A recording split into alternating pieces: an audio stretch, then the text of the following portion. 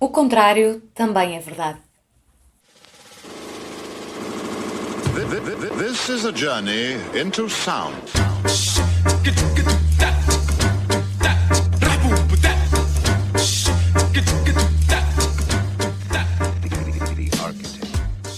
Ora, bom dia. Estamos aqui hoje com Pedro Stato Miller. Antes de mais, obrigada por teres vindo. Muito obrigado, eu. Nós convidámos-te porque, primeiro, és um ex-aluno da FAUP, não é? E depois, porque acabaste de chegar agora de uma viagem de 3 meses pela Ásia e gostávamos de explorar um bocadinho essa questão. Então, se calhar, começava por te pedir por falares um bocadinho exatamente sobre isso. Por onde é que andaste nestes últimos 3 meses? A que sítios é que foste? Assim, uma breve contextualização para quem não sabe. Pronto. A ideia desta viagem começou... eu fiz Erasmus no Chile. Tentei aproveitar o facto de as opções de Erasmus na FAUP serem bastante interessantes e de ter conseguido ir para longe, já com a ideia de fazer um mochilão pela América do Sul, e assim fiz. Muitas das vezes, quando a pessoa começa a viajar, e a viajar em modo mais viajante e menos turista, apesar de que acho uma ótima ideia ir 5 dias fazer turista para algum lado, é sempre fantástico, acho que é melhor do que ficar em casa, para quem puder. Mas quando se começa a viajar mais no intuito de viajante, muitas vezes sem saber qual vai ser o destino a seguir onde estamos, é um bocado, quanto mais viaja, mais quer viajar. Então, obviamente que quando entrei para o mercado de trabalho no Porto, sempre tentei guardar algum dinheiro de lado para viajar mais. Depois também coincidiu muito com um ano que foi o de 2017, um pouco de 2018 também, mas menos, onde frequentei todas as quintas-feiras à noite, praticamente, o café barra bar Espiga, no Porto, que tem a iniciativa fantástica de todas as semanas convidar uma pessoa que tenha feito uma viagem espetacular e fora do comum. Isso motivou-me muito a querer conhecer ainda mais o mundo, e a minha namorada também, onde aprendemos imensas coisas, porque o mais interessante que as viagens muitas vezes era o debate que havia entre vários viajantes que iam lá e que ainda hoje vão, e eu aprendi imensas coisas, como por exemplo o Irão é um país muito menos hostil do que muitas vezes nós imaginamos. Eu nunca lá estive, mas é um dos sítios que gostava muito de ir num futuro próximo. É isto, que era... Só estou a dar um exemplo de uma informação que nunca me passaria pela cabeça há 3 anos atrás. Pronto. Sim. Só, às vezes, pelo facto de acabar em Ão e de ficar perto do Iraque, as pessoas pensam logo coisas horríveis que, com certeza, infelizmente existirão, mas que não são de toda a regra. Pronto. Sim. E vai-se perdendo o medo de ir para longe e passado 3 anos e meio a trabalhar no Porto, o dinheiro deixado de lado foi crescendo e mais ou menos coincidindo numa altura em que estávamos em fins de contrato, decidimos mandarmos pela Ásia, porque era um continente que ainda não conhecíamos, o único, tirando a Antártida, que não espero conhecer tão Não cedo. tencionas ir para lá. De todo. Ou a Oceania também não, pronto. Mas esse é mais longe. E tentando explorar a Ásia, a mim pessoalmente ainda meti algum medo de ir à Índia, por razões conscientes e outras inconscientes, e o adamastor do desconhecido é sempre o maior medo. Então achámos que era nós não sabíamos bem para que país é que íamos, mas eu tive a ideia de comprar um bilhete de Kuala Lumpur e de voltar em Hanoi passado 3 meses. 3 meses era mais ou menos o tempo que conseguíamos com o dinheiro que tínhamos, fazendo umas contas mais ou menos ao calhas, que por acaso até coincidiram um bocado com o que aconteceu, que foi bom. Também Sim, teve uma boa gestão, Sim. diga-se de parte. E pronto, e os países, até lá não sabíamos bem que percurso, é sempre muito engraçado porque, por exemplo, eu não percebo como é que é possível, mas é mesmo difícil perceber informações sobre os vistos para um português. Tipo, devia haver uma espécie de IMDb dos vistos, independentemente da nacionalidade que nós somos, porque É impossível ver na internet quantos dias é que se vai estar, em que se pode estar em cada país. As regras. As regras é mesmo muito complexo, porque ainda por cima na internet há sites que são .com.br, depois induzem em erro, Depois e às vezes ser brasileiro ou português não contradizem-se. tem nada a ver. Exato. Pronto, e muitas das vezes nós tínhamos esquiçado alguns percursos e depois chegamos lá e o percurso é diferente e essa é uma das piadas, pronto. E por onde é que passaste? Quais é que foram os países? Portanto, começámos na Malásia, depois fomos a Singapura, Tailândia, Laos, Camboja e Vietnã. E houve algum sítio preferido? Consegues escolher? Essa é a pergunta que me fazem sempre e que eu até já ando com algumas ideias para Responder. prolongar essa pergunta, como por exemplo perguntar a quem me pergunta qual é que foi o momento mais incrível da sua vida, fugindo completamente dessa pergunta. Não consegues? Mas Assim, pronto, um top 3. a resposta básica é na Malásia o festival Thaipusam, que é um festival indiano. Na Malásia, 1/10 da população é indiana, ou eles dizem que são. A minha mãe é da 3ª geração, o meu pai é da 5ª geração. Pronto. E eles estão na Malásia desse lado, o número de gerações do pai e da mãe. Pronto. E pronto, o Thaipusam é aquele festival onde há um grupo de homens que desfila por um longo percurso cheio de ganchos no corpo. Isso é Que horror. espetacular de ver, claro que mete impressão, mas é espetacular, foi uma experiência única. Eu acho que é vergonhoso para todos nós arquitetos portugueses, eu vou assumir que todos são como eu, mas eu não sabia como é que era um templo indiano, arquitetonicamente falando. Pronto. Sim. Todos sabemos mais ou menos como é que é uma mesquita. Temos a maior sinagoga da Península Ibérica na Rua Guerra Junqueiro, portanto também temos alguma ideia de como é que é uma sinagoga. Mas um templo indiano, por exemplo, o Taj Mahal não é um templo indiano, é uma mesquita. Pronto. Sim. O que é um templo indiano? Eu vi muitos na Malásia e não sabia, agora tentando puxar um bocado para a arquitetura, como é o que interessa nesta entrevista Sim, ou sim, conversa, eu não sabia como é que era um templo indiano. Continuo sem saber aprofundadamente, porque não os estudei, mas visitei alguns e... Viste imensos, provavelmente. Imensos não, vi para aí Não? 10. Mas eu, como arquiteto de 27 anos, não sabia como é que era um templo indiano, que é uma das religiões, o hinduísmo, mais Sim. frequentadas no mundo. Exato. É estranho, eu senti-me estranho, enquanto arquiteto, de ter aprendido este ano qual era a tipologia de um Como é templo que era? indiano. Sim. E acho que essa visão mais global da arquitetura também se consegue através destas viagens, porque nem Sim. tudo se aprende na escola, como é óbvio. Sim, sim, sim. E para além desses templos indianos, há de haver muitos outros que nós também não fazemos ideia como é que são, não é? Claro. É... Sim, mas esses são de religiões mais pequenas, para um português, pronto, não será tão gritante não saber. Mas eu acho que pouca gente em Portugal saberá como é que é um templo indiano, que acho que não estou assim tão Sim, sozinho. eu não sei. Acho que não estou tão sozinho nisso. Agora vou ter de fazer a minha pesquisa. E para além dos templos, onde é que entra mais a arquitetura na tua viagem? Porque não é o mote principal da viagem. Não é de todo, mas serve para justificá-la a toda a gente, o que é importante. E acho que a arquitetura ganha nisso, porque é muito fácil.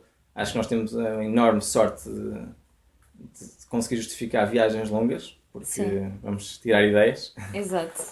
O que é uma coisa completamente errada, porque tenho a certeza que qualquer pessoa de qualquer profissão, crescerá sempre viajando, quer como pessoa, quer como praticante da sua profissão. Pronto. Sem dúvida alguma. Claro, Simplesmente a arquitetura claro. tem uma facilidade de justificar mais fácil. Utilizando Sim, porque este é algo pleonasmo. muito visual, não é? Sim, É muito mais praticável essa descoberta. sim, mas respondendo à pergunta, pronto, eu acho que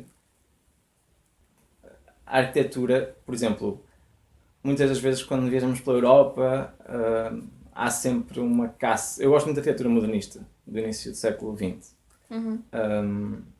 Brutalismo, interessa-me por essa pureza.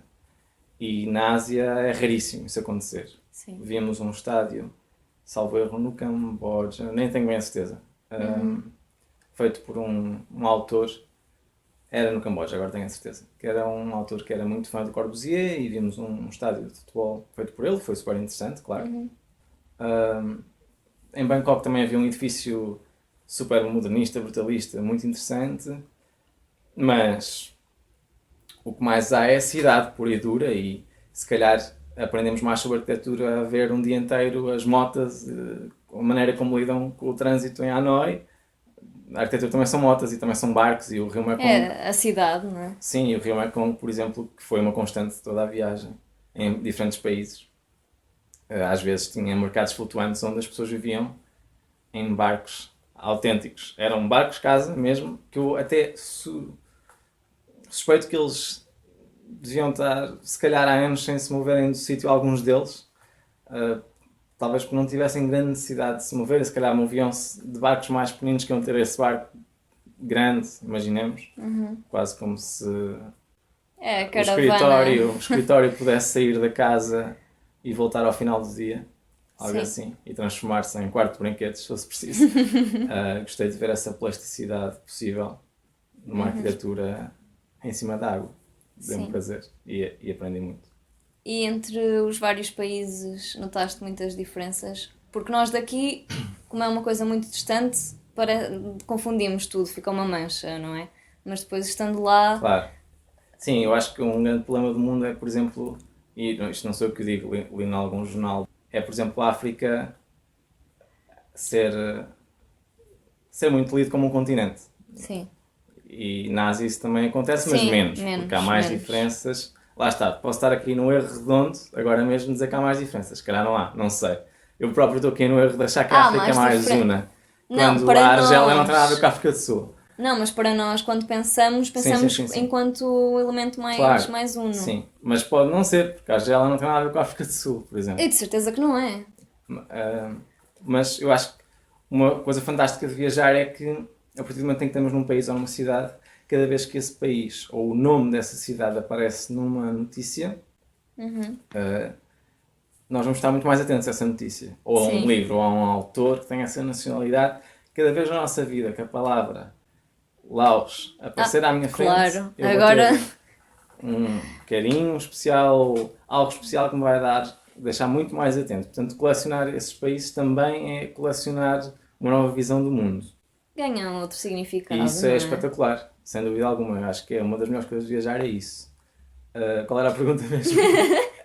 Era a diferença entre os vários Ok, países. pronto. Então é assim, nós começámos na Malásia, há sempre, nunca é só por uma razão que as decisões são tomadas quando são decisões importantes na vida. E acabámos por começar na Malásia e uma importante justificação para isso também é o facto de ser mais rico e de ser mais fácil essa habituação a mudar de um continente que nunca Ser tínhamos menos estado. diferente, se calhar. Depois também coincidiu os voos serem mais baratos, mas pronto. Começámos na Malásia e a Malásia é, por exemplo, em Kuala Lumpur é uma cidade completamente feita para o carro. Lá está, não andámos a ver arquitetura nem pormenores construtivos super interessantes para pena minha, mas Sim. ver uma cidade que funciona para o carro é super interessante. Sim, sim. Depois estivemos em Malaca, que era interessante ver também os micro apontamentos portugueses que ainda existem lá, que entretanto foram destruídos pelo Império Britânico e pelo Império Holandês. E também há lá menos micro, que foi mais tarde, e não foram tão destruídos, mas há apontamentos holandeses e britânicos. E depois fomos para Singapura, que tínhamos a regra de que só íamos lá se fôssemos de couchsurfing, porque é caríssimo. E acabou, através do couchsurfing, ficar o mesmo preço que um dia em Kuala Lumpur ou em Malaca. E aí nota-se logo uma diferença enorme. Pronto, Singapura neste momento Sim. é provavelmente o país mais desenvolvido do mundo.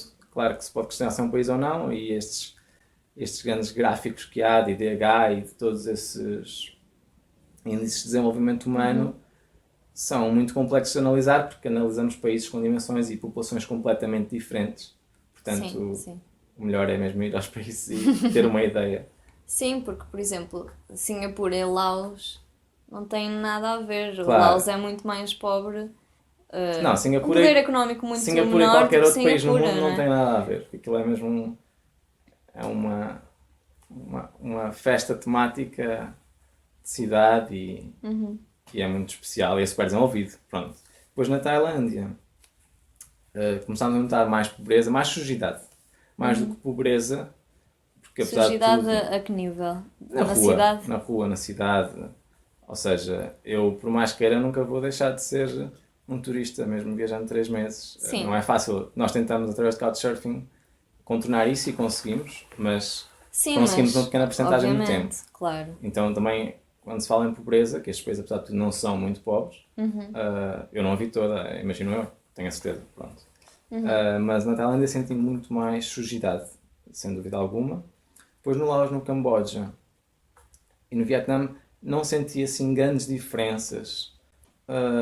Agora, o Vietnã pareceu-nos bastante mais desenvolvido que estes últimos dois, Laos e Camboja, mas é muito estranho porque, ao contrário, não estávamos de toda à espera, mas quase ninguém falava inglês. Pronto. Pois, isso cria logo uma ponte Isso foi uma grande enorme. diferença. O Laos era um bocado mais pobre do que todos e menos desenvolvido. As famílias ainda, na sua maioria, cozinham com lume e madeira. Sim. Mas pronto, falavam inglês connosco e francês, melhor que nós. Mas no Vietnã não estávamos nada à espera, realmente não nós sacámos o Google Tradutor no Vietnã, por incrível que pareça. Nem sabíamos Que que existia. usava. E a senhora de um ou outro hostel em que ficámos já vinha com o Google Tradutor, falava, aquilo traduzia, muito a mal. Por acaso temos uma experiência engraçada, que o primeiro hostel em que estivemos no sul do Vietnã, chegámos lá e a senhora era hiper simpática e o Google Tradutor já estava a traduzir para um português do Brasil terrível. Já estava preparado. Mas isso foi uma prova enorme de simpatia e de bom trabalho que ela fez, mas eu rapidamente tentei carregar nos botões ao caras para mudar para inglês. Para ficar melhor. Para ficar melhor. E lá ia ficando. Mas pronto. Acho que às vezes era mais fácil falarmos por gestos ou por desenhos do que com o Google Tradutor, mas a verdade é que também nos ajudou muito. Eu usava muito o desenho? Não. Ah, era giro. Não. Uma vez só, não me lembro onde é que foi. Houve um senhor... Foi num sítio onde tinha uns padres portugueses enterrados, de há 500 anos. Eu acho que foi na Tailândia. E houve um senhor que aí era mesmo muito difícil sair de onde estávamos. Tivemos aí uma meia horita a tentar sair, porque não queríamos estar... foi em Ayutthaya. Ok, já me estou a lembrar. Por acaso é um sítio que também é estranho eu não saber que existe, e tenho a certeza que muitos dos ouvintes também não vão saber que existe, mas eu posso já explicar que Ayutthaya foi a antiga capital do Império do Sião. Espero não estar a cometer nenhum erro, mas cometer, pronto. Mas pronto, é um sítio lindíssimo, espetacular, com poucos turistas. E Ayutthaya é fabuloso. E tem lá portugueses mortos há 500 anos, é verdade. Ok, padres. E o senhor fez-vos o senhor fez-nos um desenho para nos ensinar. Mas entretanto houve lá um tailandês que tinha trabalhado nos Estados Unidos que nos levou até ao templo que nós queríamos ir. Portanto, hoje consigo estar aqui vivo. Por causa desse tempo. Houve alguma... Estavas a dizer agora, consigo estar aqui vivo. Houve algum momento em que achavas que não ias estar? Foi tudo super seguro. Viajar também serve para isso, para perceber que os países são mais seguros do que parece. A maioria deles. E que as pessoas só querem estar bem com a sua família e Sim. Às vezes, como não falam a mesma língua, parece que são más. Mas Isso é tudo mentira. E pegando agora no início, estavas a falar da tua experiência de Erasmus no Chile, que tu depois fizeste um mochilão pela América do Sul.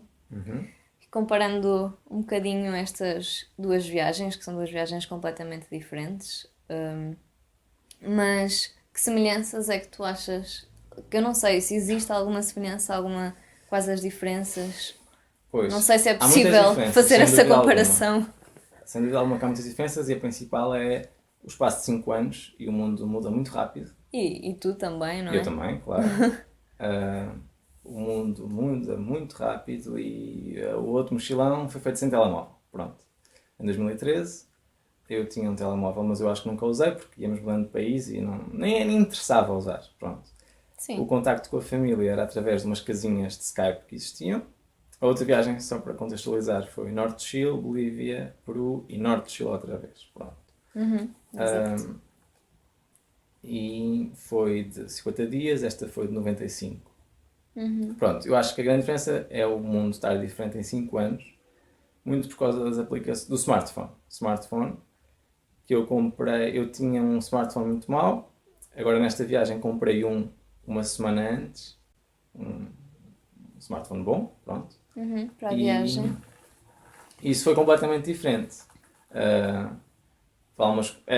muito mais fácil, pronto, sem dúvida alguma. O facto de é completamente surreal. Houve coisas que eu fui aprendendo ao longo da viagem, depois até já nos gabávamos de ensinar a outros mochileiros. E agora, Tens que nesta ver última. esta app, não sei o quê. O facto de termos mapa constantemente é completamente surreal. Sabes sempre onde é que estás, não é? Acordar às 5 da manhã num autocarro e saber onde é que eu estava no mapa é completamente surreal. Mas às vezes também podia funcionar ao contrário, porque lembro-me de estarmos a passar a fronteira do Laos para o Camboja, que foi um dos momentos mais loucos da viagem, porque íamos numa caminhonete que não era a suposta. Não era supostamente aquela que devíamos ter apanhado, então os taxistas lá se entenderam e puseram-nos naquela. E as pessoas iam saindo, não havia um único turista, o que é espetacular, mas é quando também ficas mais apreensivo. Claro. Há sempre essa busca pelo... Reconhecimento No de fundo, a alguém. segurança também dá piada, né? Mas depois quando estamos na situação é sempre estranho. Pronto, então estávamos num autocarro que ia ficando cada vez com menos gente e nós estávamos já sozinhos, entretanto já estávamos quase a entrar no Camboja, mas por vias travessas, porque era suposto entrar no Camboja não nesse dia, mas num dia onde se pusesse o carimbo e se tratasse de todos os vistos. Mas pronto, aquilo estava tudo certo, o senhor simplesmente tinha de levar uma velhinha a um sítio perto da fronteira e eu tinha o mapa e se calhar se não tivesse estava mais calmo porque Sim. achava que estava tudo bem. Pronto, eu estava a ver no mapa eu quase entrar no Camboja ilegalmente, estava a ficar nervoso, sem razão nenhuma, porque estava tudo bem, como esteve sempre tudo bem durante toda a viagem, não houve problema nenhum, porque o Sudeste Asiático é um sítio onde eu até me sinto mais seguro do que em Portugal, apesar de nunca ter sentido inseguro. Sim, sem dúvida alguma. Porquê? Sem dúvida alguma. Porque não sei se é por eu ser europeu e eles olharem de outra maneira, mas eu tenho a certeza absoluta que há alguns sítios no Porto que que eu ficaria um pouco apreensivo de estar à noite sozinho com uma mochila gigante. Sim, pois. Eu nunca tive qualquer problema em Portugal, mesmo, tenho essa sorte, vou ter na Madeira, e acho que a maioria das pessoas também não, assim nada de muito grave, pronto. Mas eu sinto, mas sem dúvida alguma que o Vietnã é muito mais seguro do que parece, não é? Sim. Do que parece, não tem nada a ver. Agora, mais diferenças. Há uma grande diferença que é a língua. Sim. Uma vez estando a viver 6 meses no Chile e depois começando essa viagem, sentia que falava espanhol e toda a gente me compreendia, melhor ou pior. E aqui nem sempre. Isso também não foi por acaso que eu comecei por essa viagem e só depois fiz esta. São pequenos degraus. E essa é outra diferença. E também o Couchsurfing, que fizemos muito, né? Fizemos 10 experiências de Couchsurfing e isso foi fantástico. A viagem não teria sido a mesma sem o Couchsurfing, porque foi fabuloso e eu aconselho vivamente. Sim, sim. E no Chile, para além da viagem, depois do mochilão, estiveste a estagiar com o Aravena? Alguma história em particular? Não, estágio com a Aravena, havia lá um português que me foi super amigo na altura, foi fantástico. Acho que ele, não sei quão é que ele facilitou a minha entrada lá, mas, ou se não facilitou nada, não sei. Aconteceu. Mas sei que ele simplesmente me aconselhou a enviar o portfólio, que na altura era um portfólio apenas de estudante. Depois eu estava numa faculdade fixe, que era a Católica, lá de Chile, e também tive um professor que escreveu uma carta de recomendação, que foi super espetacular ele ter feito isso. E pronto, e fiz lá o estágio e correu bem. E pronto, foram 3 meses. E então, voltando às viagens, achas que agora olhas para a arquitetura de maneira diferente? Eu ainda acabei... Já cheguei há 15 dias, mas ainda estou assim a pairar. Ainda estás lá? Não estou lá, estou cá, mas... Se eu olho para a arquitetura de maneira diferente, eu tenho a certeza que sim, mas ainda não reparei. Mas acho que porque eu, pessoalmente, pelo menos, é um bocado estranho, mas às vezes acontece-me para aí uma vez por ano. Se calhar acontece a mais estudantes de arquitetura e se calhar muito mais até às estudantes de arquitetura porque estão muito mais focados em aprender coisas novas, mas eu às vezes uma vez por ano olho para uma janela e sinto que estou a olhar para ela de maneira diferente, não sei explicar. Eu percebo, isso Ótimo. também me acontece. Pronto, e acho que acontece quando em ambiente de escritório se está muito tempo a desenhar a mesma coisa. Por exemplo, estando 3 semanas a desenhar janelas, então a pessoa para e espera um mês e depois vê uma janela e olha para ela de maneira diferente. Eu acho que quando isso acontece, assim, não, crescemos um bocadinho, isso é bom. Começamos a olhar para as coisas com outros olhos, não é? Pois é. Eu acho que é isso, basicamente. Uhum. E estás a falar agora então de desenhar as janelas. Estiveste a trabalhar no Ateliê 15 com o Sérgio Fernandes e o Alves Costa. Eles são uma geração muito diferente da nossa, não é? São aquelas pessoas que nós nos guiamos. Achas que aprendeste coisas que já não se ensinam? Eu acho que não tenho assim tanta experiência noutros ateliês e noutras escolas para saber comparar. se não aprenderia o mesmo noutros sítios. Porque assim como eu acho que a experiência que tive lá foi fantástica, sem dúvida alguma, é uma boa pergunta, mas Eu não sei, é porque também não sei. eu Também não sinto sei. que... Eu acho que é interessante ter patrões, e eu tenho tido várias vezes, já tive essa experiência 2 vezes. É interessante ter patrões que desenham mais à mão que ao computador. Pois, exato. Era um pouco por aí a minha pergunta, porque... Mas eu acho que nós desenhamos. Acho que é raro, apesar de na faculdade desenharmos muito à mão, haverá sempre quem desenha à mão em ateliê. Eu desenho pouco. Desenho pouco, devia desenhar mais. Sim. Mas eu acho que também não sou o único, de todo. Mas eu acho que o próprio... É difícil, porque os ecrãs são um perigo, captam completamente a nossa E atenção. facilitam imensos processos. Sim, facilitam, também, mas o não é? cérebro liga-se melhor à tinta do que ao ecrã. Sim, sem dúvida.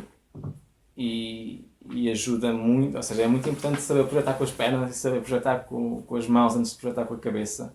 E acho que a ideia vem muito do erro. E o erro é mais fácil aparecer nas mãos do que no ecrã. Sim. Porque rapidamente tens uma ideia porque a mão escorregou e se o rato escorregar simplesmente tens que iniciar o computador. Exato. Acho que é mais por aí. Ou projetar com a mão esquerda, se calhar nascem ideias giras. Com o rato esquerdo também vai só vires. Então, fazendo agora assim uma pergunta mais abstrata. O que é a viagem para ti? Ora bem, viagem para mim é simplesmente uma maneira inteligente de gastar dinheiro e de tentar crescer. Porque acho que muitos dos problemas do mundo... Agora vou começar a dar uma resposta mesmo complexa. Calma. Acho que há problemas no mundo que... Por exemplo, racismo. Que é um problema muito grave. Agora, fora de brincadeiras. Sim. Que aparecem... Eu posso estar errado, mas eu acho que aparece muito pela ignorância. Por exemplo, estou a tentar agarrar numa pergunta abstrata, tentar colocá-la de maneira concreta e estou a agarrar no racismo mais ou menos, porque me lembrei de repente. Mas eu acho que é um bom exemplo. Eu duvido que uma pessoa que conviva com muitas culturas diferentes, a não ser que tenha um problema muito específico, com uma todos os dias, que não consiga ter uma abertura para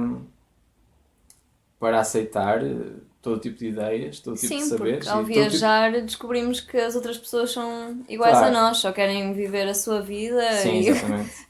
como toda a Sim, gente. Exatamente, eu tento caminhar para esse modo de pensar. Pronto, e lá está, acho que é importante para cada vez que se lê uma notícia fica-se muito mais alerta, saber o que é eu às vezes questiono, o que é o mundo? E acho que viajando vou conseguindo lentamente, acho que ainda tive em nem sei se 5% dos países do mundo, mas vou tentando responder para mim próprio essa pergunta cada vez melhor. E acho que viajar ajuda imenso. Sim. Mas voltar à base, a Portugal, sempre. Sim, eu acho ótimo, eu adoro voltar. Nem toda a gente gosta de voltar à base, eu gosto muito.